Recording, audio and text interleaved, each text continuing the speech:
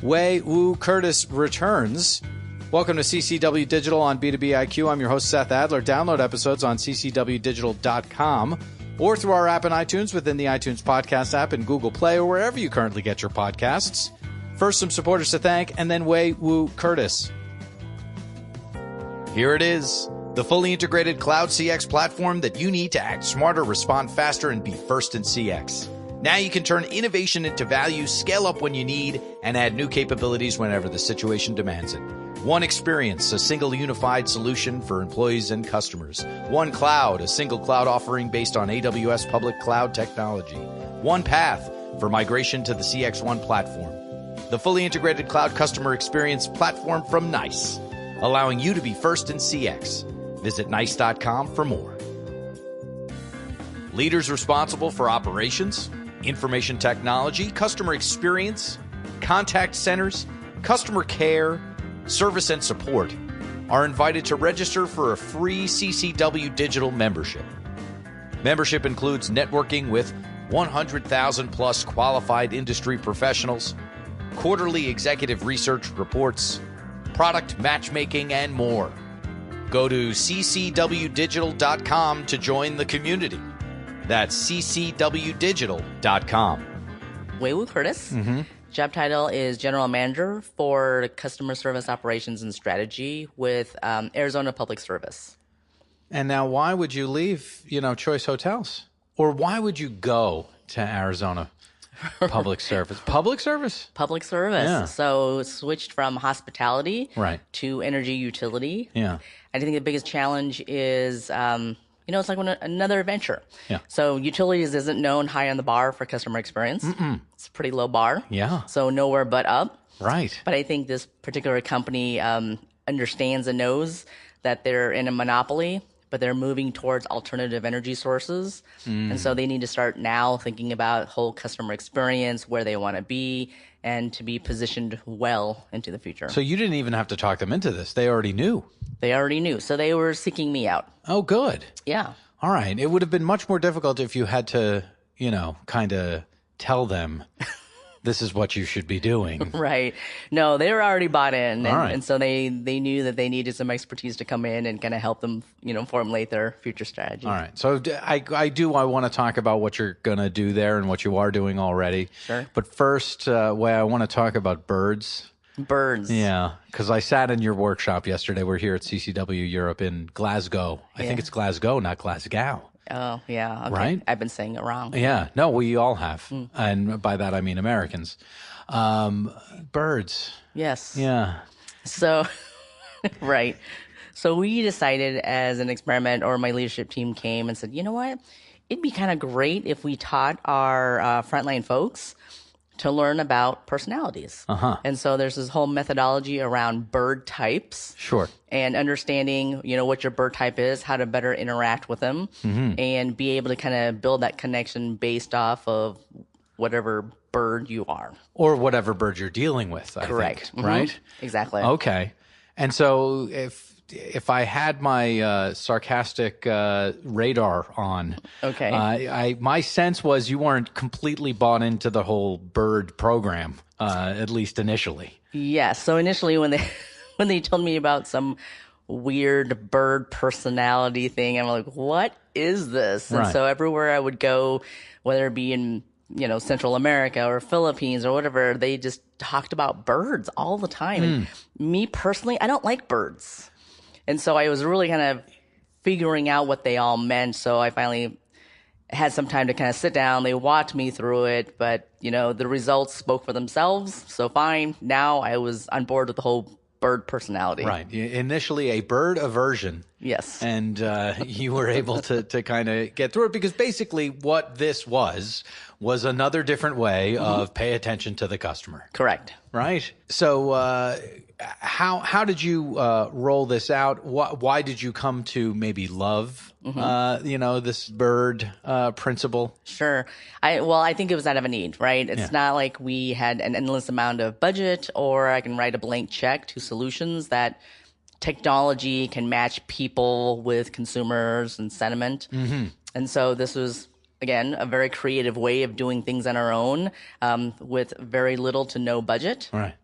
And so it took a little time to get the curriculum kind of established. Yeah. And then we had our trainers go all over the world to be able to teach the coaches, the training teams, and the people on the front lines this whole bird personality. Mm-hmm. But I think the more challenging piece was making sure that each of our sites was following them. Okay. And how quickly or how slowly did we see results?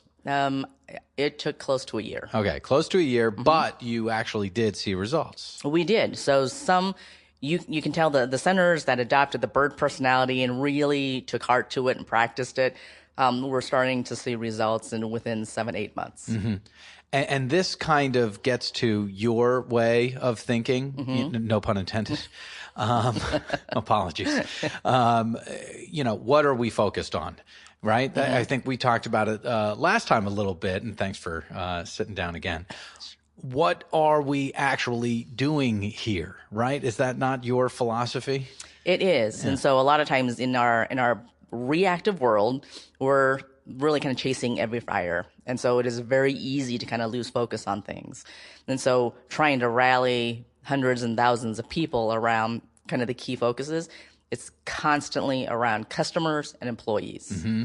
And everything that we do, process improvements, pain points, technology that's going to help augment it, it has to have a benefit for the employees or the customers. Otherwise, we don't touch it and we don't do it. Right. So it doesn't matter that it's around bird personalities. The whole point is let's all focus on this one way of engaging with the customer better. Correct. And so we're not afraid to try different things. Yeah. And it's okay. Our CEO at Choice Hotels was really good about saying, look, if you're going to try something and fail, just fail fast. Right. And let's move on. Right. And so we're very willing to fail fast. But in actuality, I wanted to make sure if it was something that we wanted to do, we had to do it well to be able to prove it out. Well, also fail fast is usually, associated with how much you're spending. And again, these trainers were going to go to these sites anyway. So as you said, it did cost $0 for this. So I would imagine you could fail more slowly with this if necessary.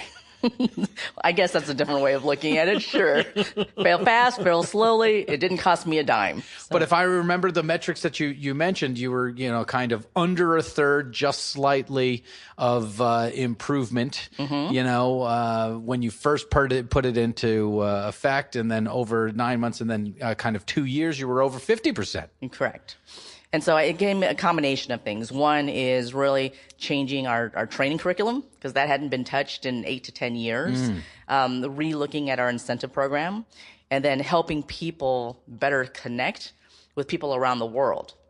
And so between those combination of actions, again, we saw anywhere from 100 to 210 basis points improvements year over year in a very flat market. Okay. So that's how you spend $0 on nothing and make difference. Correct. Which is why I want to talk to you about AI. Okay, sure. Right? Sure. Because now here we go into the new thing, mm-hmm. and you're actually looking at a solution that has something to do with a little bit of AI. Correct. All right. Yes. Now, why would you do that if you don't have to spend any money?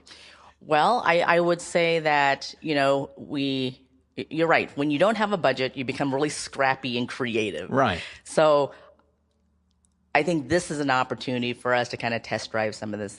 I'm generally kind of skeptical with technology. Sure. Only from the fact that they will sell you a bill of goods. There are all these whiz-bang bells and whistles. And then in the end, one, it doesn't quite work, or it doesn't really work in our environment. Yeah. And so with artificial intelligence, especially in utility, I'm just trying to figure out how we can be more efficient, but introduce technology in a staunchy, stale type of industry that just hasn't changed much or budged much in the last, umpteenth years. Right. And so the reason that you're saying I'm skeptical is because of the process, not the technology. Correct. Yeah. Correct. And the process of the whole thing, the process of the technology provider, the process of, how your people work, the process of how your organization works. Sure. How is this all going to come together to make something go? Right. So give us the background of where you're looking to implement and what you're actually looking to do. Specifically with AI or just in general? Oh, yeah. No. I definitely want to talk about just AI. Just AI. Yeah. So one of the items that we are into for the utility space is social media. But the social media, it's ran by two people in our correspondence team.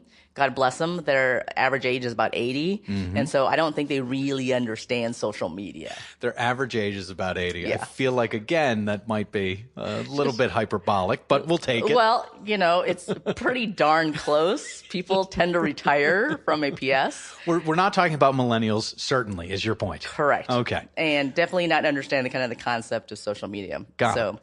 I looked at one of the examples. They're like, gosh, I forgot my username and password. And they're like, absolutely, we can help. Call the call center Monday through whatever. It's like, okay, that's not social media. Right.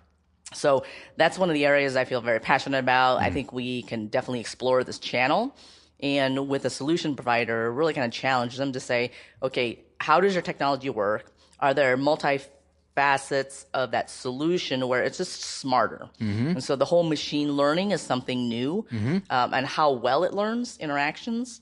And then more importantly, as it learns simple interactions, then now the next step is, now can we overlay artificial intelligence to be able to take care of simple transactions pretty seamlessly, but in a very human characteristic type of a way.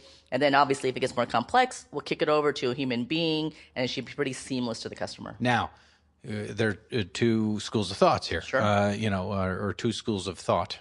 Well, one is, how can you possibly do this if you don't have, really great skill set? You don't have SMEs within social. How could you possibly, implement? And then the other school of thought is, well, you're starting from scratch, so, might as well throw this in. Right. So where's your mind at? Well, I would say a couple of different things. Is one, we're currently working with the marketing department. You're absolutely right. We don't have the skill sets for it. So I am going out and purposely looking for and hiring for people that are very familiar with social media space to be able to kind of prove out the whole dialogue piece. And so that's the first step. The second step is now to go and do a proof of concept with this solution to see how it works. Because what we found is in the utility space, there's a lot of retirees. There's a lot of snowbirds coming into Phoenix, very long-winded. Right. Don't necessarily know what they want, or maybe they just want to have a conversation. Right. And so to be able to kind of mirror or mimic those types of interactions, very kind of in a long about way of getting to my bill is late type of thing. Right. Yeah. So, you're going to be infusing your, organization with all this new talent, which I'm sure they're excited about. You're going to be infusing your organization with all this new technology. How are we going to do this while keeping the trains running on time, essentially, right? Right. I think it's, I think one is figuring out kind of what our roadmap is. I mean, there are things that APS is doing really well. They're doing natural language or IVR. They're working and leveraging chatbots. So they are already doing this? Oh, yeah, they are. Okay.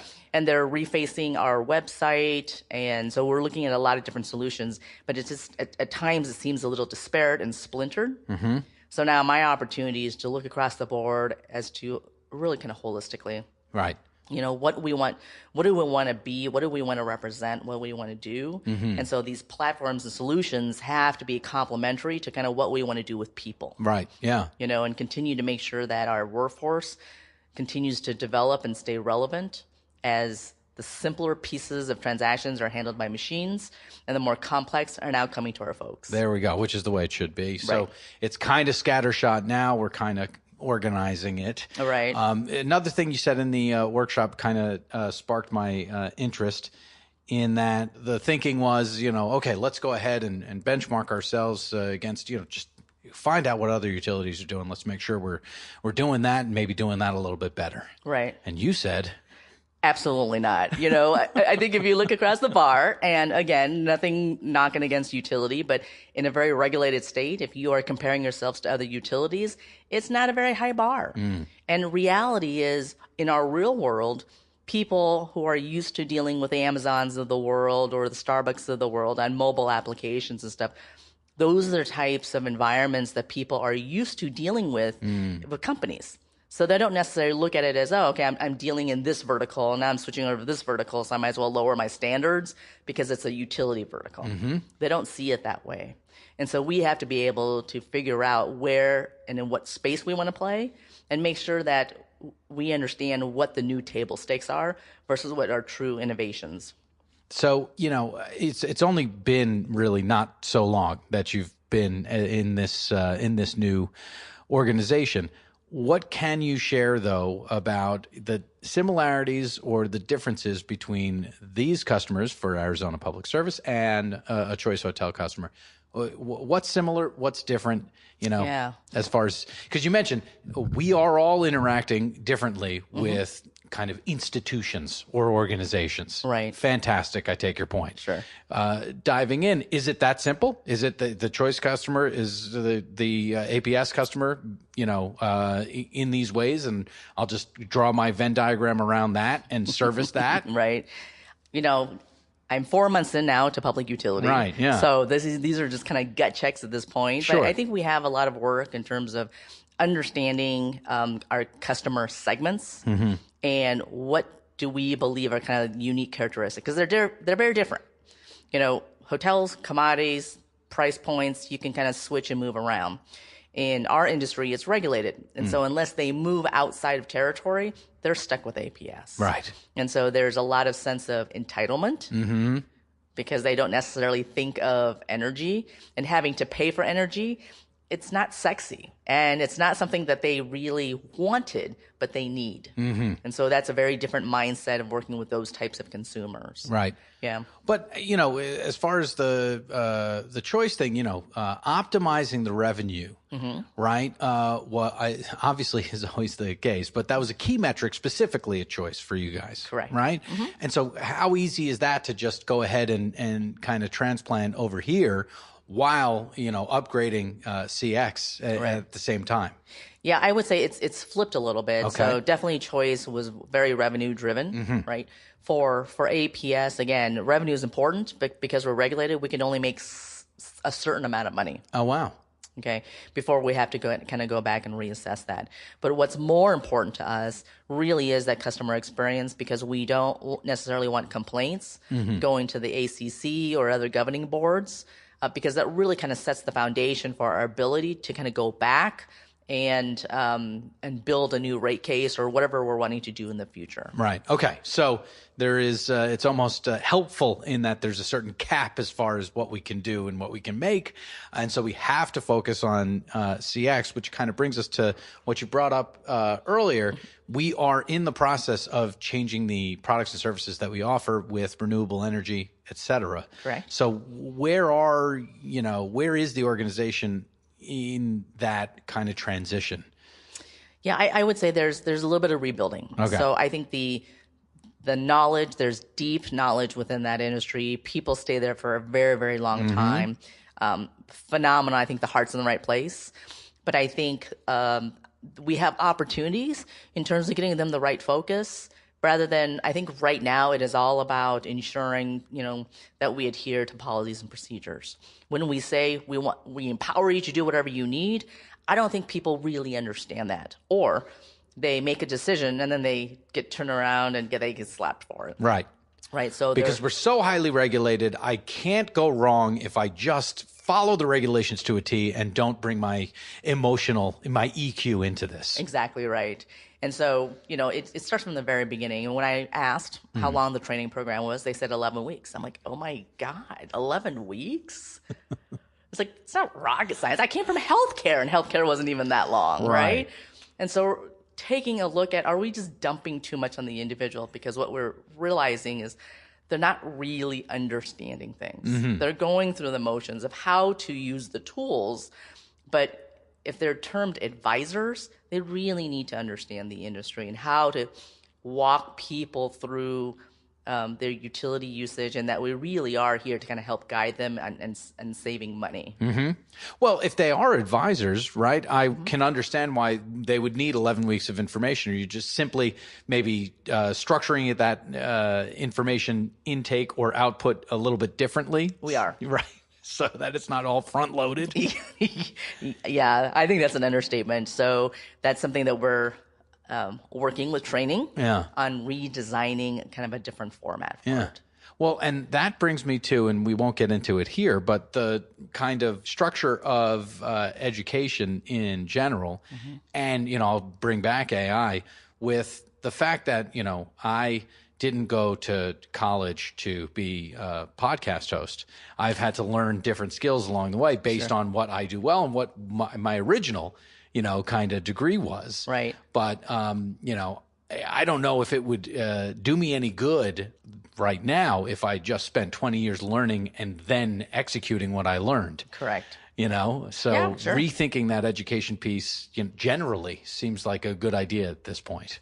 Yeah, absolutely. I mean, like I said, breaking it up into kind of smaller segments and then spending the majority of the time practicing, right? And then, again, we haven't necessarily defined what that learning curve and proficiency glide path is. And so that's something that we have to figure out. And so I think there's a lot of just fundamental things in the contact center, getting the right focus, getting the right skill sets and people, and I think everything else will come along. But, the organization is definitely very, very committed to customer experience. So, and that's good, and that's helpful for you, obviously. Yeah, absolutely. As far as they are concerned, I like you said, it's not been a lot of time, but do you have any kind of aha moments from the front lines of like, oh wait, thanks so much. This is, I had never looked at it this way, or do you have any kind of anecdotes just yet, or is it still early days?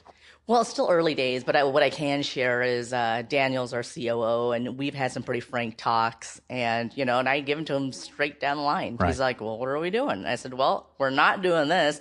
Don't think this miracle is going to happen within my first 90 days, but these are the types of things that we're tackling at all angles." And so, just having that expertise and being able to see things very practically, but offers tangible solutions and seeing movement is really kind of their aha moment. I'm a very, again, results-driven, action-oriented type of person. Right. Roll up the sleeves, but making sure that I'm heavily involved at every step of the way with people at all parts of the organization. Yeah. So it's a little uneasy for people to want me to get into IT to question some of the technology because they're like, why is she questioning it? Right. This is our world. I said, yeah, but it touches my world. Indeed. So I want to be able to, partner with marketing and IT. I don't want IT driving my business. Yeah.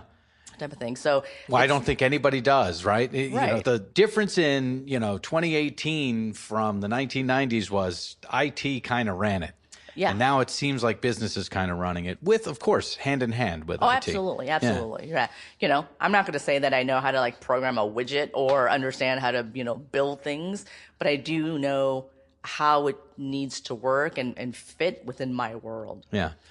Plus, remember, as far as making change happen, the bird thing took 9 months just to get to 32%, And it took us 2 years to get to over 50. But if you give me 2 years, exactly, look out, right? It's a whole new world. But I think it's me coming into, like I said, a very conservative organization with a lot of structure, which is great. But they're just not used to it. Yeah. The fact that I wanted to remove the frosting off my window in my office so I can see out and people can see in. Yeah. Had to go through a change committee. And so I'm like, I don't care what the results were. Right. I want it off, right? And isn't that kind of an example that showcases everything else, right? Sure. Let's actually clear off the window so that we can see two ways here. Right. Right. Exactly. So simple things and being a person of my word and being, like I tell people, my leadership team, you can't be an invisible leader and try to drive this ship. You have to be visible. So I bag out of meetings all the time. I kind of divide and conquer. It's like unless they really need me for some decision, my time is better spent with, the hundreds of folks on the floor. Right. I'll be visible. You guys already know what I think in this meeting. I'm going to be out on the floor where they need me. Exactly. You don't need me in that room. No. And at the end of the day, I have nothing to add because I know very little about the utility space. Right. My director does. So let her handle the expertise of that and let me handle contact centers. She'll be fine in there. Exactly. She's great. All right. I have 3 final questions for returning guests. Oh, okay. I'll tell you what they are and I'll ask you them in order. What would you change about yourself, if anything? What would you change about anything else, if you could? And on the soundtrack of your life, one track, one song that's got to be on there. That's always the last question. So the first question is, what would you change about yourself, if anything? Might be something you're already working on. Gosh, I would say one thing that I'm constantly working on is by nature, I'm an introvert. And so I conscientiously work on being more social. Yeah. And being able to kind of drive conversations. Yeah. Kind of in more of a larger social setting. Yeah. So that's still really painful for me. I got you. It's still to this day. It's still to this day. People have told me that you are an introvert based on or extrovert based on where you get your energy. So if you get your energy from, downtime, you might be an introvert. So there's a possibility that I'm an introvert, which I don't understand. But so in some ways I can identify with you, I guess is what I'm trying to say there. I think it's a balancing act, right? Of course. It's like I feed off of other people's energy. I think that's it, right? It's never binary. I think parts of everyone are introverts, parts of everyone are extroverts, right? Like are people inherently good or inherently evil? Right. Definitely both. Right. Yeah. Right. There's no question about it. Yeah. Exactly. But even on planes, if I'm not in the mood to talk to somebody, I put my headset on and people kind of look at me and wonder if I speak English. And I'm okay leveraging that. Sure. Yeah. It's like I'm not in the mood. Yeah. No, I probably don't speak English. You're right. Oh, I wish I could. That's a great right? idea. It really totally is. Leveraging it wherever I can. I used to talk to people on the plane all the time. And I guess because I fly so much, I almost never have a conversation on a plane anymore. What would you change about anything else if you could? So bend the space-time continuum. You are all powerful. What would you change about anything else if you could? I used to joke with a business partner who was a VP at Blue Green, and we used to say, gosh, people should just listen to us. Their life would be so much easier. Sure, yeah. And at times people kind of doubt what we say or what we do. And again, we're just guiding them to certain, areas. So I think that's the biggest piece that I would change is like sometimes, I have good nuggets of information. I just wish people just listen to me. Got it. The listen chip. Like you just install it in the person that you're talking to and they go, oh, okay, got it. And then I'll go do it. Right. As opposed to the months that it takes to actually change that person's mindset. Or discuss, or they like hearing their own voice. They like arguing. They like proving a point. Yeah. Have at it. But sure. Let's just get something done. It would be much easier. Much easier, exactly. I like that answer. All right, on the soundtrack of your life, one track, one song that's got to be on there. Do you remember the song you gave me last time? No, I don't. Okay, well, neither do I. Yeah, okay. So it could be the same song, could be different. I would say I Will Survive. Okay, by Gloria Gaynor, I think. Right? So it's the story of my life. And, it's just... Or is it Donna Summer? I think it's Gloria Gaynor. I have no idea. All right. I just know the title and the song. But I think it's indicative of my whole life. It's like all or nothing. So I seem to have no moderation in my life. I gotcha. And so you're looking for more moderation, or you're just saying at the end of the day, it doesn't matter if I have moderation or not, I will survive. I'm hoping for the first part. I gotcha. If I can find some moderation in my world and not be bored, I need to be okay with it. Or I need to be okay with like just being mediocre. At first I was afraid I was petrified, and that's okay, is what we're saying. Yes. Right? I think that's the first line of the song. Yeah. I think that, the older I get, the more okay I am with things. Yeah. I thank goodness that is the case for me as well. And so I'm just bringing to the table whatever it is. And like, if you're okay with that, fantastic. And if you're not, oh, well. Yeah. I'm pretty easygoing about things, before I get kind of worked up and like now, not so much, I have 5 kids. So I think they slowly start sucking the life out of me. And 5 children. 5 children. That's very many children. How do you even do that? I've overpopulated the earth. Yeah. Yeah. Well, no, I mean, it's just are you still with your partner? My husband? Yeah, sure. Yeah. It's the 21st century, so I just take it easy on these questions. It's all good. Yes. So there's 2 of you is my point. There's 2 of us. But 5 of them. This is what I'm getting at. Yeah. How does that work? So we've been married for 25 years. Okay, so you're fine. So we're fine. It's funny because somebody asked when it was our 25th anniversary, they're like, oh, is that your first marriage? Yeah. And I'm like, how old do you think I am? If you're asking me if that's my first marriage. I was a little insulted, but then I thought it was really funny. Yeah, do the math. How is it possible? Exactly. All right, so but all 5 are within this marriage is I guess the other person's point. Exactly. Maybe. Right. Maybe that's what they were saying. I have no idea, but it was hilarious. So we're doing okay with the 5 kids. Yep. Do you know all their names? I do. Okay, fantastic. And they're all seem relatively normal. Oh, good. I know. So no counseling so far, and they're all. That's functioning. actually above what I hope for you. Oh, really? Yeah. like 5 normal kids? 5 out of 5? Come on. Yeah, 5 out of 5. I mean, my parents don't even have, they have 2 kids, and neither of them are normal. So, well, there's still time. So right, there's still time. Hui, thank you so much. Appreciate it. And we will keep checking in with you down the line. How about that? Sounds great. Right. Thanks, Seth. And there you have Hui Wu Curtis once again. Very much appreciate her time and insight as always. Very much appreciate your time. Stay tuned.